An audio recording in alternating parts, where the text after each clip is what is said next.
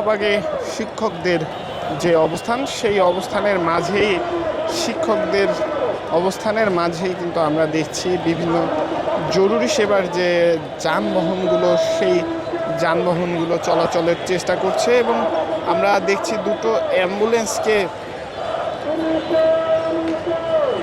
জায়গা করে দিচ্ছে যে শিক্ষকেরা শাহবাগে অবরোধ করে রেখেছেন তারা। আমরা শাহবাগ ব্লকেডের মাঝেই কিন্তু দুটো অ্যাম্বুলেন্সের যাতায়াতের